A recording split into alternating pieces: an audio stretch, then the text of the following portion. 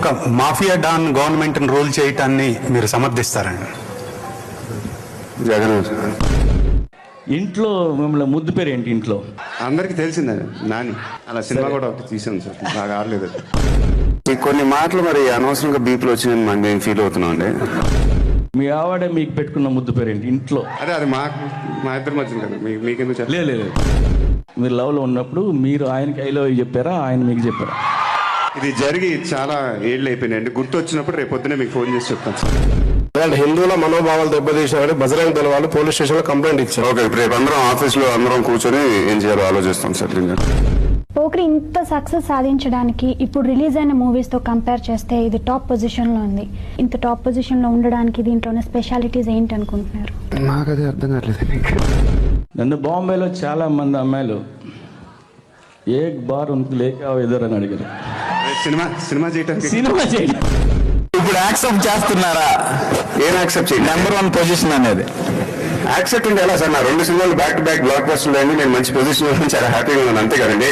అదే యాక్సెప్ట్ చేస్తాను, యాక్సెప్ట్ చేస్తే చాలు. నాకు ఇండియాలోనే ఇలాంటి ఆర్టిస్ట్ లేడని అంటే మీకు ఎలా అనిపిస్తుంది? చాలా ఆనందంగా ఉందండి. I'm very very happy. ఇంకేం మాట్లాడతాను? ఎస్, నేనే అనలేనుగా. సో ప్రాపర్గా స్క్రిప్ట్ అది అన్ని పెట్టుకొని ఉంటేనే సంవత్సరాలు సినిమాలు తీస్తున్నారు. మీరు 10 రోజుల పాటు కనీసం కథ కూడా చెప్పకుండా 70 డేస్లో ఎలా సాధ్యపడింది పూరి గారు? కథ అంటే నాకు చెప్పలేదు, నా దగ్గర కథ ఉంది మొత్తం. ఈ అభిమానులకి నేను కొద్దిమంది ఇంటరాక్ట్ అయినప్పుడు వాళ్ళు చెప్పింది ఏంటంటే, సీతారామరాజు అటువంటి అదొక సీతారామరాజు గారు నాన్నగారు చేసిన క్యారెక్టర్ అది మీరు చేస్తే చూడాలని వాళ్ళు వాళ్ళు నేను అవ్వాలి కదా. సారీ,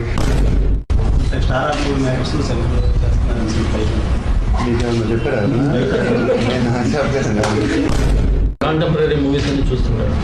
బాగా సినిమా చూస్తాం. ఆడకపోతే ఇంకేంటి టైం వేస్ట్ అందరికీ. ఛానల్లో డైరెక్టర్ తేజ గారు ఇండస్ట్రీలో 1, 2, 3 అన్ని మ్యాచ్లో ఏం చెప్పాలండి? థ్యాంక్స్. తేజ గారు ఫోన్ చేసి చాలా థ్యాంక్స్ చెప్పండి. ఇప్పుడు కంటిన్యూస్గా మీ 2 బ్లాక్ బస్టర్లు వచ్చిందండి. ప్రస్తుతానికి మీరైతే నెంబర్ 1 అని అనుకుంటారు. ఒప్పుకుంటే ఎవరు నా పొజిషన్ ఉన్నప్పుడు చెప్పాల్సిన అవసరం లేదు కదండి. మనమే నెంబర్ 1. మీకు ఆ డౌట్ వచ్చిందంటే ఇంకా 3 హిట్లు ఇవ్వాలి.